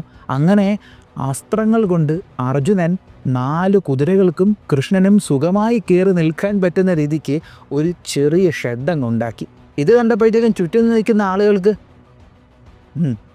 മതം പൊട്ടി നിൽക്കുന്ന ആനയുടെ അണ്ണാക്കിലോട്ടാണല്ലോ ദൈവമേ വന്ന് കയറി കൊടുത്തിരിക്കുന്നതെന്ന് മനസ്സിലായി. കാരണം അസ്ത്രം കൊണ്ട് ഇത്രയും പരിപാടികൾ ചെയ്ത അർജുനൻ ഇവരെ ഇനി എന്തെല്ലാം ചെയ്യാൻ പോകുന്നു എന്നെല്ലാം അവർ ചിന്തിക്കാൻ തുടങ്ങി. ഇത് കണ്ടുടനെ കൃഷ്ണൻ ചിരിച്ചു, ഭയങ്കരമായിട്ട് അട്ടഹസിച്ചു അർജുനൻ ഈ സംഭവം ചെയ്ത് കണ്ടിട്ട്. അതായത് നമ്മുടെ കൂട്ടുകാരൻ വരെ നമുക്ക് എന്തെങ്കിലും ചെയ്ത് പറയുമ്പോൾ, എടാ മോനെ ഇത് കൊള്ളാലോ പരിപാടി എന്ന് പറയത്തില്ലേ, അതുപോലെ അർജുനനെ നോക്കിയിട്ട് ഇത് കൊള്ളാലോ ബലേ ഭേഷ് എന്ന് പറഞ്ഞുകൊണ്ട് കൃഷ്ണൻ രഥത്തിൽ നിന്ന് ചാടി ഇറങ്ങിയിട്ട് ഈ കുതിരകളെ രഥത്തിൽ നിന്ന് അഴിച്ച് അവറ്റകളെ ഈ ഒരു ഷെഡിൻ്റെ അകത്തേക്ക് കയറ്റി, അസ്ത്രം കൊണ്ടുണ്ടാക്കി ഷെഡിൻ്റെ അകത്തേക്ക് കയറ്റി. എന്നിട്ട് അവർക്ക് വേണ്ടുവോളം വെള്ളം കൊടുത്തു. അവർ വേണ്ടുവോളം വെള്ളം കുടിച്ചു.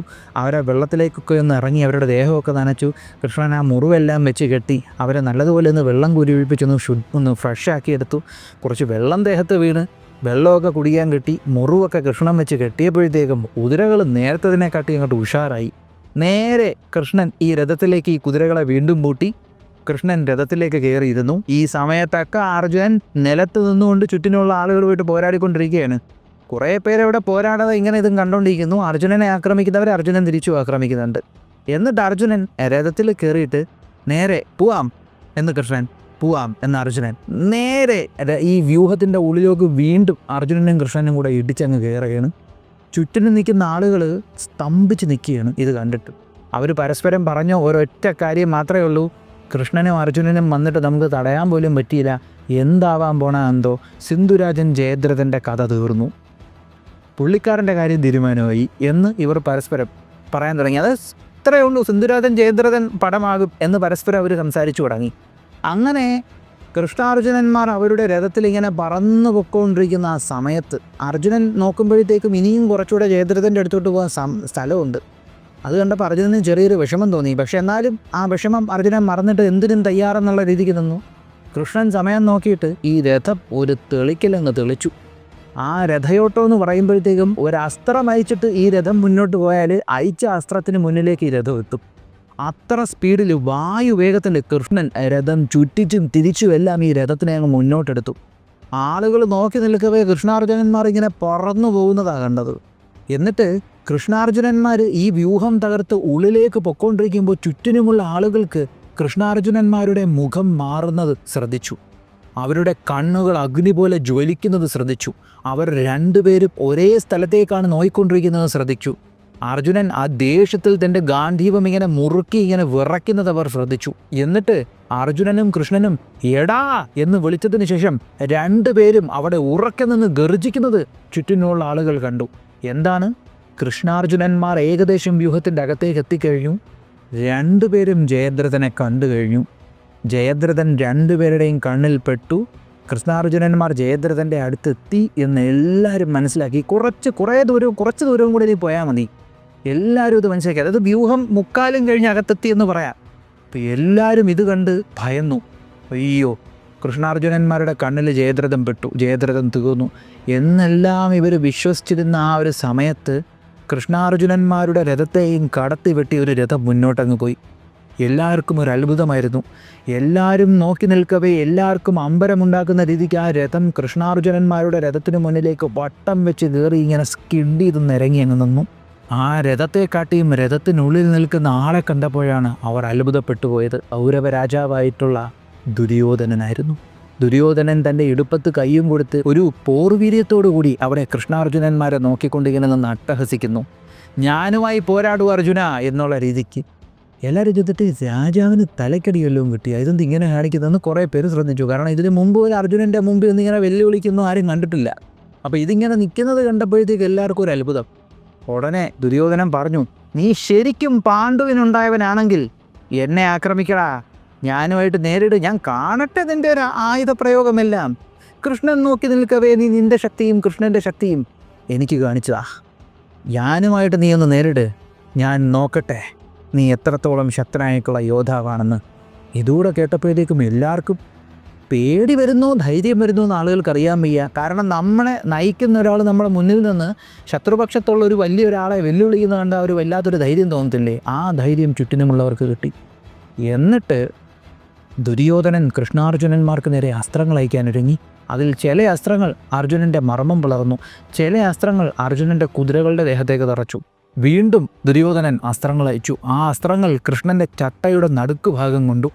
കൃഷ്ണൻ്റെ കയ്യിലിരുന്ന ചമ്മട്ടി മുറിച്ചു കളഞ്ഞു. ഇത് കണ്ടപ്പോഴത്തേക്കും എല്ലാവർക്കും അത്ഭുതമായി.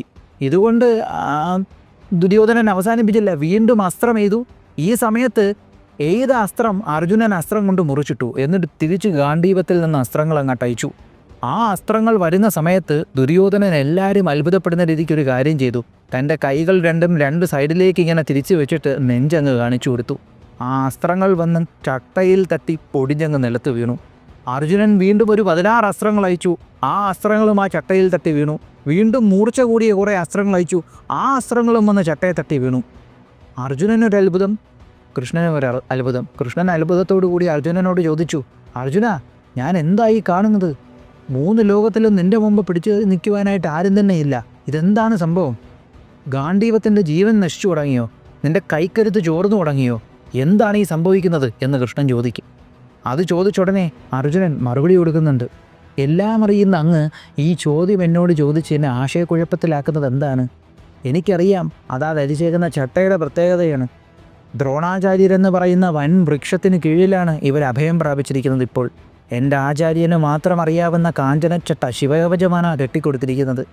എൻ്റെ ആചാര്യന് മാത്രമേ ഈ യുദ്ധഭൂമിയിൽ ആ കവചം കെട്ടാനും ആ കവചത്തിനെ കുറിച്ചുള്ള അറിവുമുള്ളൂ. പക്ഷെ ഞാനത് അദ്ദേഹത്തിൽ നിന്ന് പഠിച്ചെടുത്തിട്ടുണ്ട്. എനിക്ക് ഈ കവചത്തെക്കുറിച്ചറിയാം. ഈ ലോകത്തിൽ ഏതെല്ലാം ആയുധങ്ങളുണ്ടോ ആ ആയുധങ്ങളൊന്നും കൊണ്ട് തന്നെ ഈ കവചത്തെ ഭേദിക്കാൻ സാധിച്ചെന്ന് വരത്തില്ല. അത്രത്തോളം ശക്തമായിട്ടുള്ള കവചമാണ്. ഇന്ദ്രൻ നയിക്കുന്ന വജ്രായുധം പോലും ഈ കവചത്തിന് തടഞ്ഞു നിർത്താൻ ചിലപ്പോൾ കഴിഞ്ഞേക്കാം. പക്ഷേ ഈ ശക്തമായിട്ടുള്ള കവചം എനിക്ക് ദേവേന്ദ്രൻ്റെ കയ്യിൽ നിന്ന് കിട്ടിയിട്ടുണ്ട്. ഈ കവചത്തിൻ്റെ മന്ത്രങ്ങളും അറിവുകളും എനിക്ക് ദേവേന്ദ്രൻ്റെ കയ്യിൽ നിന്ന് കിട്ടിയിട്ടുണ്ട്. അതായത് ഈ സെയിം കവചം കെട്ടാൻ അർജുനൻ അറിയാം. അതുപോലെ തന്നെ കവചത്തെ ഭേദിക്കുവാനായിട്ടുള്ള മന്ത്രവും അർജുനൻ അറിയാം. അങ്ങനെ അർജുനൻ പറയും, എൻ്റെ ബാഹുബലം കൊണ്ട്, എൻ്റെ കഴിവ് കൊണ്ട് ഇന്ന് ഈ കവചം പിളർക്കുന്നത് അങ്ങേക്ക് ഞാൻ കാണിച്ചു തരാമെന്നും പറഞ്ഞ് അർജുനൻ 1-2 അസ്ത്രങ്ങളെടുത്ത് തൻ്റെ വില്ലിലേക്ക് വെച്ച് മന്ത്രജപം നടത്തി. ആ അസ്ത്രങ്ങൾക്ക് വല്ലാത്തൊരു രൂപമാറ്റം ഉണ്ടായി. അവയെല്ലാം ഇങ്ങനെ ഒന്നു ചേർന്ന് ആ അസ്ത്രത്തിൻ്റെ മുൻഭാഗത്തുള്ള ആ ഒരു മൂർച്ച കൂടിയ ഭാഗത്ത് രൂപമാറ്റങ്ങൾ ഉണ്ടാകുന്നു. അസ്ത്രത്തിന് നിറം മാറ്റം ഉണ്ടാകുന്നു. ദിവ്യമായിട്ടുള്ള അസ്ത്രം ഇങ്ങനെ പിറക്കോട്ട് വലിച്ചപ്പോൾ ഗാന്ധീവം മുഴുവനും തിളങ്ങാൻ തുടങ്ങി. അസ്ത്രത്തിൽ നിന്ന് അർജുനൻ ആ ഒരു ഗാന്ധീവത്തിൽ ഈ ഒരു അസ്ത്രം ഇങ്ങനെ വെച്ച് മന്ത്രം ജപിച്ച് ഇങ്ങനെ പിറക്കോട്ട് വലിച്ചു കൊണ്ടിരുന്ന സമയത്ത് മറ്റൊരു ദിശയിൽ നിന്നൊരു അസ്ത്രം ഇങ്ങനെ കറങ്ങി വന്ന് ഗാന്ധീവത്തിൽ വെച്ചേക്കുന്ന അസ്ത്രത്തിൻ്റെ നടുക്കോട്ട് കയറിപ്പോയി അസ്ത്രം 2 കഷ്ണമാക്കി. മന്ത്രം ജപിച്ചുകൊണ്ടിരുന്നപ്പോൾ അസ്ത്രം മുറിച്ചു കിട്ടു. ഈ അസ്ത്രം ഇങ്ങനെ മുറിഞ്ഞ് 2 കഷ്ണമായി വീണതോടുകൂടി അർജുനൻ കൃഷ്ണനോട് പറഞ്ഞു, അല്ലയോ മാധവ, ഈ അസ്ത്രം വീണ്ടും ആവാഹിക്കാൻ പറ്റത്തില്ല. ഒരൊറ്റ തവണ മാത്രമേ ഈ കവചം ഭേദിക്കുവാനായിട്ടുള്ള മന്ത്രം ജപിച്ചുകൊണ്ട് അസ്ത്രം അയക്കാൻ പറ്റുള്ളൂ. വീണ്ടും ആ മന്ത്രം ജപിച്ചുകൊണ്ട് അസ്ത്രം അയച്ചാൽ ആ അസ്ത്രം വീണ്ടും അയക്കാൻ ശ്രമിച്ചവൻ്റെ ജീവനെടുക്കും എന്ന് കൃഷ്ണനോട് പറയും. കൃഷ്ണാർജുനന്മാർ ആരാണ് ആ അസ്ത്രം മുറിക്കാനായിട്ട് അസ്ത്രം ചെയ്തത് എന്നറിയാനായിട്ട് ആ അസ്ത്രം വന്ന ദിശയിലേക്ക് നോക്കിയപ്പോൾ അവർക്ക് കാണാൻ കഴിഞ്ഞത് നെറ്റിയിൽ ആ ചൂടാമണിയും ധരിച്ചുകൊണ്ട് അവിടെ നിൽക്കുന്ന മഹാതേജസ്വിയായിട്ടുള്ള ദ്രോണപുത്രനായിട്ടുള്ള മഹാരഥി അശ്വത്ഥാമാവിനെയായിരുന്നു. കൗരവ യുദ്ധഭൂമിയിൽ, കുരുക്ഷേത്ര ഭൂമിയിൽ ഓടി നടന്ന കൗരവന്മാരെ സംരക്ഷിച്ച ഒരാൾ അത് അശ്വത്ഥാമാവാണ്. പല ആളുകളെയും പല സന്ദർഭത്തിലും രക്ഷിച്ചത് അശ്വത്ഥാമാവാണ്. ദ്രോണർക്കറിയാവുന്ന ശിവകവചമായിട്ടുള്ള ആ ഒരു കാഞ്ചനച്ചട്ട, ആ കാഞ്ചനച്ചട്ടയെ ഭേദിക്കുവാനായിട്ടുള്ള മന്ത്രം അർജുനൻ അറിയാമെന്ന് അശ്വത്ഥാമാവിനറിയാം. ആ മന്ത്രം ആവാഹിച്ച അസ്ത്രം ഒരു തവണയെ പ്രയോഗിക്കാൻ പറ്റുള്ളൂ എന്നും അശ്വത്ഥാമാവിനറിയാം. അതുകൊണ്ട് ആ ഒരു ദൂരത്ത് നിന്നുകൊണ്ട് അശ്വത്ഥാമാവ് അസ്ത്രമേത് ആ ഒരു അസ്ത്രത്തെ ഗാന്ധീവത്തിൽ കുലച്ച് വെച്ചിരുന്ന സമയത്ത് തന്നെ മുറിച്ച് 2 കഷ്ണമാക്കി. ചാൻസ് എടുത്തില്ല. അസ്ത്രം എയ്തിട്ട് മുറിക്കാമെന്ന് വിചാരിച്ചില്ല. അവിടെ വെച്ച് തന്നെ മുറിച്ചു കളഞ്ഞു അശ്വത്ഥാമാവ്. ഏകദേശം അടുത്തെത്തി കേട്ടോ. ഇപ്പോൾ അങ്ങനെ നിന്നപ്പോഴത്തേക്കും ഒരു അത്ഭുതമായി. എന്നാൽ പോലും അർജുനൻ വീണ്ടും ദുര്യോധനനുമായിട്ട് ഏറ്റുമുട്ടാനൊരുങ്ങി. അങ്ങനെ ദുര്യോധനൻ വീണ്ടും കൃഷ്ണാർജുനന്മാർക്ക് നേരെ അസ്ത്രങ്ങൾ അയക്കുന്നു. ദുര്യോധനൻ അയക്കുന്ന അസ്ത്രങ്ങളെ അർജുനൻ തകർക്കുന്നു. കുറച്ചൊക്കെ അസ്ത്രങ്ങൾ കൃഷ്ണാർജുനന്മാരുടെ ദേഹത്ത് കൊണ്ട് മുറിവുണ്ടാക്കുന്നു. അങ്ങനെ ഇരിക്കവേ അർജുനൻ ടാക്റ്റിക്കലായിട്ട് ചിന്തിച്ചു. അതായത് കവചം ധരിച്ചിരിക്കുമ്പോൾ അവൻ്റെ ദേഹത്തേക്ക് അസ്ത്രം ചെയ്ത് കയറ്റാൻ പറ്റത്തില്ല. പക്ഷേ അവനെ അവിടെ നിന്നുകൊണ്ട് അസ്ത്രം ചെയ്യാൻ പറ്റാത്ത അവസ്ഥയിൽ എത്തിക്കാമല്ലോ. അതുകൊണ്ട് അർജുനൻ എന്തോ ചെയ്തു, കുതിരകളെ തട്ടി സാരഥിയെ വധിച്ചു. ദുര്യോധനൻ്റെ രഥത്തെ സംരക്ഷിക്കുന്ന, രഥചക്രങ്ങളെ സംരക്ഷിക്കുന്ന 2 രഥികൾ, ആ 2 രഥികളെ വധിച്ചു. എന്നിട്ട് ദുര്യോധനൻ്റെ രഥം അങ്ങ് തകർത്ത് കളഞ്ഞു. ദുര്യോധനൻ്റെ കയ്യിലിരിക്കുന്ന വില്ല് മുറിച്ച് കളഞ്ഞു. അസ്ത്രം ചെയ്ത് ദുര്യോധനൻ്റെ കൈയുറകൾ മുറിച്ച് കളഞ്ഞു. എന്നിട്ടൊരു ഫൈനൽ ടച്ച് എന്ന പോലെ ദുര്യോധനൻ്റെ ദേഹം നോക്കുമ്പോഴത്തേക്കും കൈക്ക് പെർഫെക്ഷൻ ഇല്ല. അതുകൊണ്ട് ദുര്യോധനൻ്റെ 2 കൈപ്പത്തിയിലോട്ട് ഓരോ അസ്ത്രങ്ങൾ ചെയ്തങ്ങ് കയറ്റി. ഇതായപ്പോഴത്തേക്കും ദുര്യോധനന് ഒന്നും ചെയ്യാൻ പറ്റാത്തൊരവസ്ഥയായി. ആ സമയത്ത് അവിടെ ഒരുപാട് സൈന്യങ്ങൾ വന്നു. ഗജങ്ങളും കുതിരകളും ആയുധങ്ങളെല്ലാം വർഷിച്ചുകൊണ്ട് അർജുനനെ വളഞ്ഞു. അർജുനൻ വരുന്ന ആയുധങ്ങളെല്ലാം തകർത്ത് വിട്ടുകൊണ്ട് ചുറ്റിനും വരുന്ന ആളുകളെ എല്ലാം അമ്പെയ്ത് വീഴ്ത്തി. ഈ സമയത്ത് മുന്നിലിരുന്നു കൊണ്ട് കൃഷ്ണൻ പറഞ്ഞു, പാർത്ഥ, ഞാനൊലി കേൾപ്പിച്ചോ, ഞാൻ കൂടെ ശംഖുനാദവും മുഴക്കാം, എൻ്റെ പാഞ്ചജന്യവും കൂടെ മുഴക്കാം. സൈക്കോളജിക്കൽ ടെക്നിക്കാണിത്.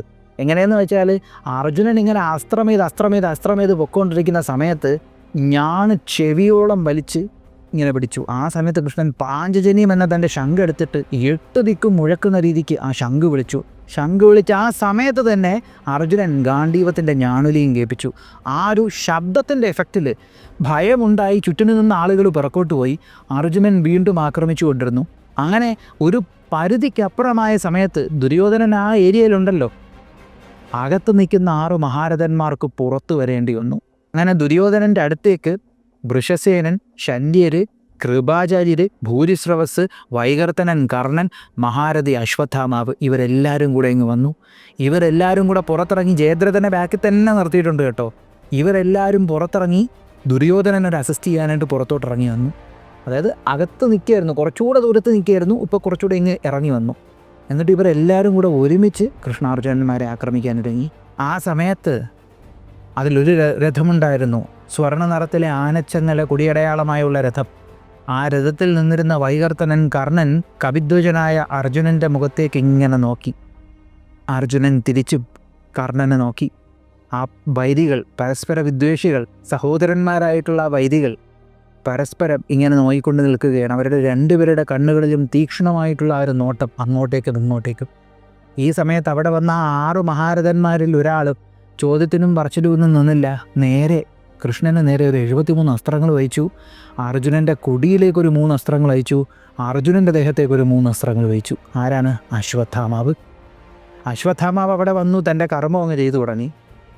എന്നാൽ അശ്വത്ഥാമാവ് കൃഷ്ണനെ പ്രഹരിച്ചത് കണ്ടപ്പോൾ അർജുനന് ഭയങ്കര ദേഷ്യം വന്നിട്ട് അശ്വത്ഥാമാവിന് നേരെ 100 അസ്ത്രങ്ങൾ അർജുനൻ അയച്ചു. എന്നിട്ട് അലറി വിളിച്ചുകൊണ്ട് കർണന് നേരെയും വൃഷസേനന് നേരെയും അസ്ത്രങ്ങൾ അയച്ചതിന് ശേഷം ശല്യരുടെ വില്ലും മുറിച്ചു കളഞ്ഞു.